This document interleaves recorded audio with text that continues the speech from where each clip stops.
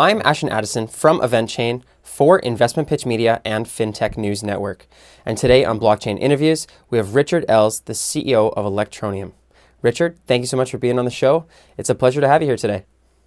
Hi, Ashton. Thank you very much. I'm sitting here with a pretty poor internet connection. You can hear some noise in the background. We're in the Intercontinental Hotel in Malta for the blockchain conference out here. So not the best connection, I'm afraid, but it's a pleasure to be on the show.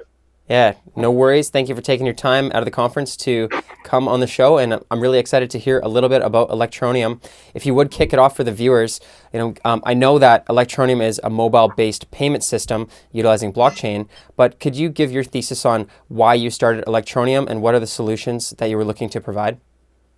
Yeah, sure. So I've got a couple of reasonable sized digital businesses, and I had a development team, and I was personally interested in crypto. Crypto was far too technical, still largely is. So we decided we wanted to make a smartphone-based cryptocurrency that was really, really easy to use. So we set off actually mining directly proof of work on smartphones, melted a number down, gave up with that, and thought actually as long as we've got some emission to the users of the app so that we can get some distribution, we can still make it work. So we had a slightly different system to most. We had proof of work emissions, spot reward for the miners, and we had another emission system that emitted for app users. So that's got us quite a lot of growth. We've got 3 million plus registered users. But we then wanted to make sure we've got instant payments because in the real world, you really need to have that sort of instant payment mechanism. So we have developed an instant payment system, so app to app and API to app. So we've got till integrations, for instance. So we built this entire platform of payments, virtually zero cost for remittance. And the entire thing was pretty much just built for mass adoption when we first made it. But then where we saw that our communities were growing were in areas that we mentioned in one small part of our original white paper. We said unbanked, could be good for the unbanked. Now, we have learned so much about this area now in the last 2 years of running it. I would suggest that we are the world leader in this without a shadow of a doubt.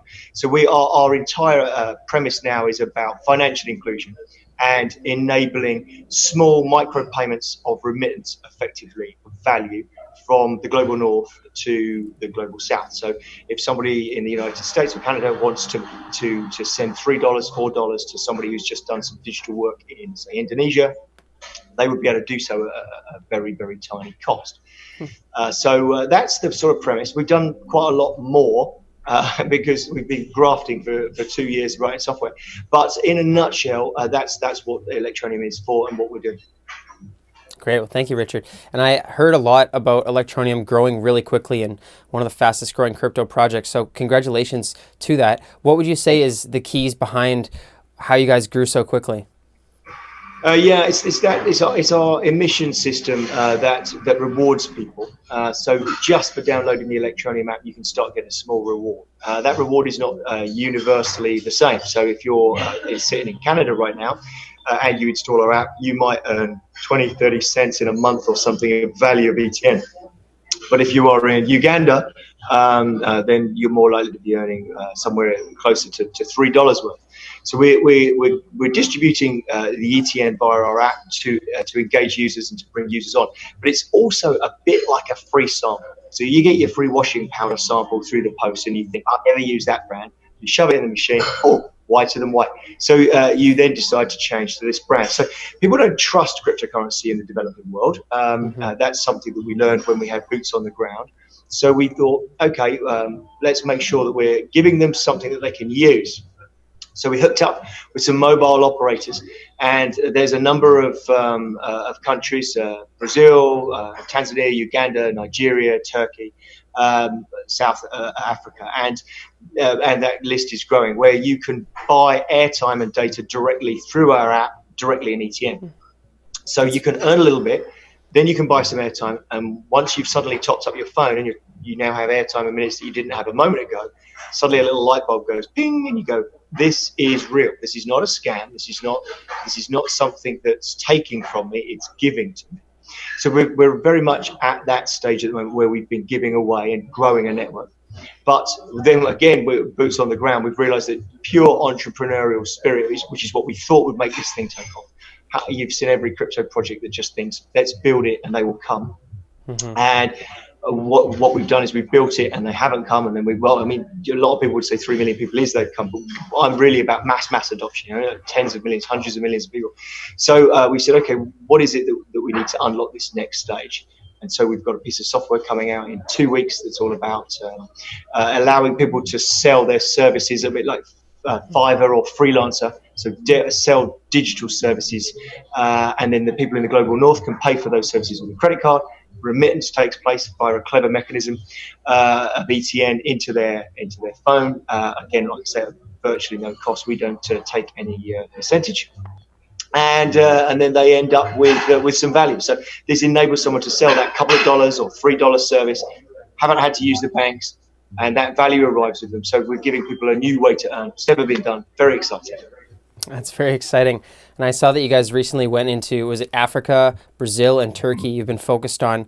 Are you seeing people mainly transferring value to each other within the country, or are you actually seeing these remittances, as you're talking about, to the global north and actually international? Well, first of all, just to say, the first country we launched with almost complete coverage, so 4 networks in Brazil. And we've seen massive growth in Brazil. We're getting tens of thousands of users every month coming on board. In fact, I think we had 12,000 users from Brazil last week.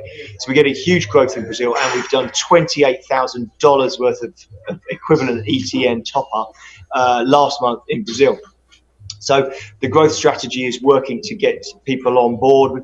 We actually have hundreds and hundreds and hundreds of merchants, but the next stage, this stage where countries can see this as a money inflow system, is going to be the big changer, I think.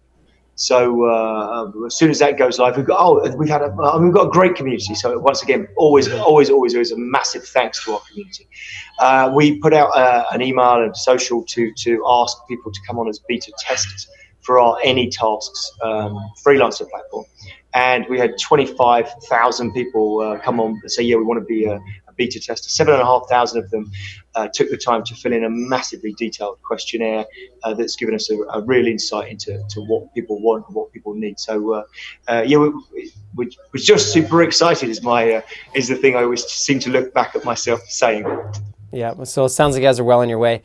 I'm a little interested in the Electroneum coin itself. You mentioned that you had based it off of Monero, and it's a privacy coin, or there's stealth properties as well. What was the basis for that, and how does it help with the mobile payment system? Okay, so originally, right at the very, very, very beginning, when we were messing around with blockchain, we went and I think there was a crypto note protocol that we said, okay, let's look into this. And we were using that particular protocol, which Monero was actually forked from themselves. So then we realized that what Monero had done was really clever. So those guys are some of the cleverest people. That development team are ridiculously good. It's probably the most complex blockchain that there is. So it's not the easiest thing to use, but it's easy to use for the users. That's not what I meant. It's not easy to develop. But what it did is it did 2 things that really excited me. One was the stealth addresses, which again I'll come back to in 2 seconds. And the other one was it had a dynamic block sizing, which at the time we were talking about mass adoption, and most blockchains have got static block sizes. So you could only get a fixed number of transactions in a block, which definitely gave you a huge limit. So I love the fact that it already developed dynamic block sizing. But we didn't want to be a privacy coin. We're KYC AML. We're all about embracing regulation. So we've stripped out nearly everything of their privacy. Mm-hmm. Except stealth addresses. Now, I'll explain why. And I've had this argument with the JFSA, who've banned privacy coins, and said, look, it's okay making this blanket ban for privacy coins. But what you have to remember is that in some places in the world, public information about how much value you have, how much money you have, how much wealth you have is a very dangerous thing to have, because they are dangerous countries. So we've got lots and lots of users in places where letting somebody else, if you walked into a shop with an open blockchain and you bought something, and that shopkeeper now has access to look other things that you've purchased and indeed what your wallet contains, that would suddenly mean that the shopkeeper could say, oh, that guy's got $400 worth of something, and in some places, well, even if it's $50, in some places it's worth going around and pumping someone on the head and forcing them to hand that over, or do something even more hideous. So I did not want to have a public blockchain where we could actually endanger people. And I believe people have a right to privacy for some of their information. It's not fair that governments would say all blockchains must divulge their information, unless they're going to say that when I use my Visa card, all of my other transactions get shown to the shopkeeper, and my credit limit and my balance gets shown to the shopkeeper. If they're going to say that, then it's fair enough. But it's not fair to make one digital payment method completely and utterly open, and the existing incumbents have the right to privacy, in my opinion. Yeah, that's right. And that's a major problem with Bitcoin and Ethereum, because a lot of people, you can use chain analysis to see, within dozens and dozens of transactions, if you're smart enough, into people's balances. So we'll see how that works out. And now you mentioned that although you guys are using a partial privacy coin, you also are KYC enabled, and you have that full protocol in place.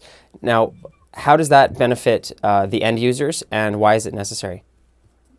Well, first of all, the KYC AML we were the first people that did it. I think we're the first crypto that said we're going to go KYC AML. I'm sure there are more out there now, but pretty much as soon as we launched, we knew that we would be under, at some point, the UK FCA scrutiny. And so we built the entire thing as a fintech as much as an open source crypto. So we said, right, what is it that we need to do to satisfy British regulatory requirements? And the first thing was know your customer. So we've teamed up with Yoti, who've been quite good, but actually we've been building our own KYC system in the background. Had to do that because Yoti are not in every single country that we're in. And so we have teams of people that literally do the KYC. But the clever part of what we've done is we have the model. I don't know if you know much about the European Fifth Directive of AML. I'm guessing probably if you have a more interesting life than me, you probably don't. But we had to spend quite a lot of time on this. And effectively what we've got is we've got the lowest tier, which is up to about €50 a month in transactions. We have managed to keep as just being give your name. That's enough information because of the way we've written the system to look for duplicate accounts, and our money laundering system is or anti-money laundering system, it's not money laundering system. Our anti-money laundering system is pretty cool. So because of that, we've got the ability to allow somebody who doesn't have an address. Some of these people don't know what year they were born. The KYC system of the world is grossly unfair. And initially I sat down with my lawyers and they said, no, you're going to have to ask for a driving license and a passport. I said, "This just you are part of the problem, guys." I know they were trying to protect me, but I said, I'm happy to take a risk model on this.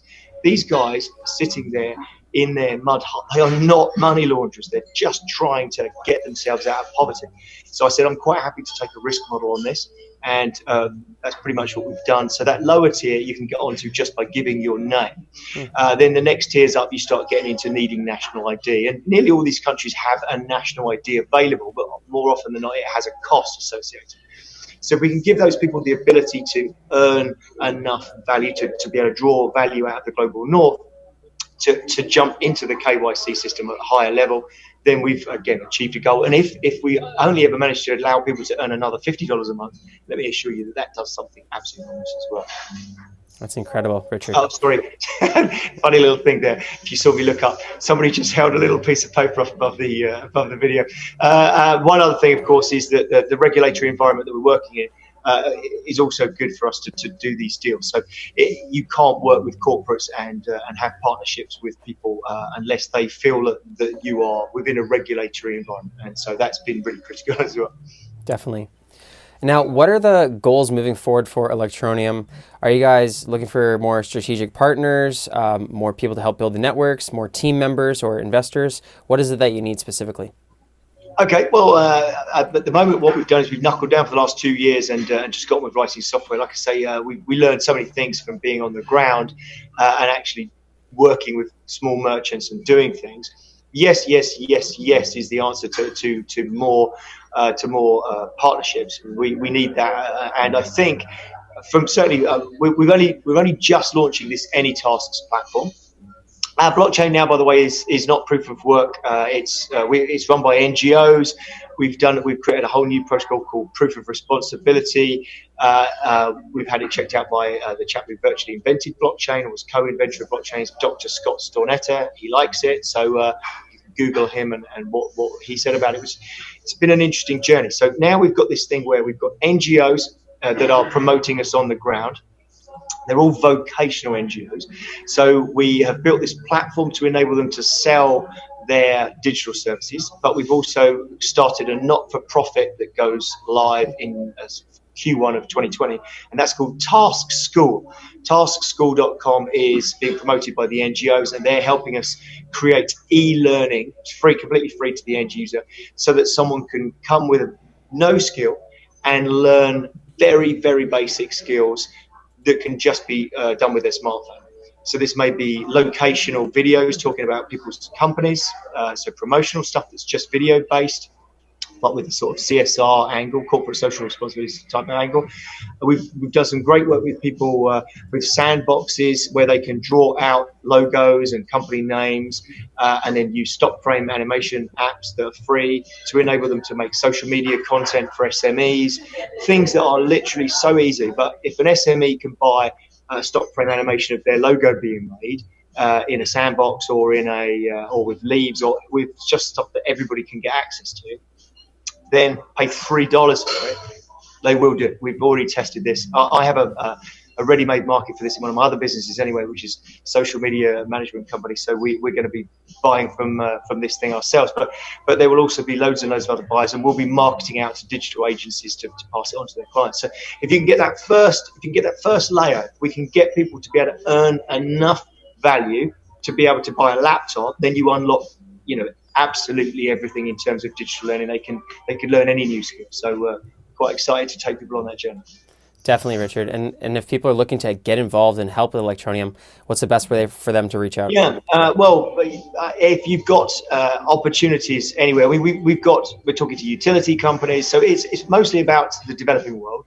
So we've had quite a lot of people talk to us about integrating with their Visa card in the north and things, and there are things that are ongoing with that, and certainly we're happy to do that for some of the higher level people that are involved in Electroneum. But ultimately on the ground, grassroots wise, if people have utility companies or access to people that they know that are in any developing region and they're in any position of power that could introduce us to people, then by all means do so. We would be so grateful for that. And frankly, I think that the thing that unlocks that is this movement of money into the country.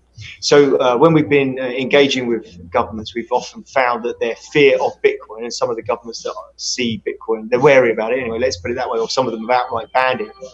What they're worried about is capital outflow. And so when the freelancer platform is live, which is only a couple of weeks away from beta, or not even, I think beta is on the 18th.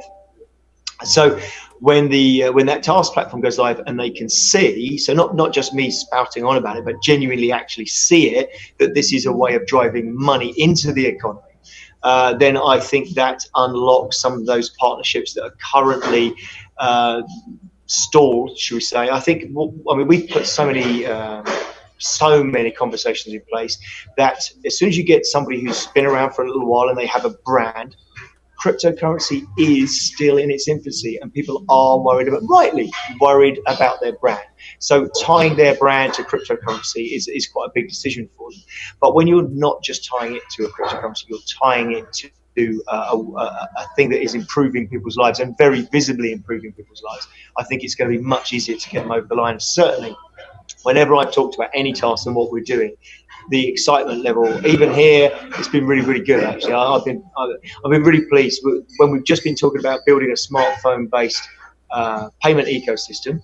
People are interested, but the excitement has come from us talking about how we've now made the software to enable people to genuinely earn, and we're using our own system to remit the money for value. Great. Well, thank you so much for the time, Richard. It's been a pleasure learning about Electroneum, and all the best at the Malta Summit and the best moving forward with Electroneum. And let's follow up in the near future. Yeah, fantastic. Thank you for your time, Ashton. I'm sorry we had a few technical issues at the beginning. It's much appreciated that it's late where you are. So I hope you have a good sleep, and we will go off and spend the last day at the blockchain conference.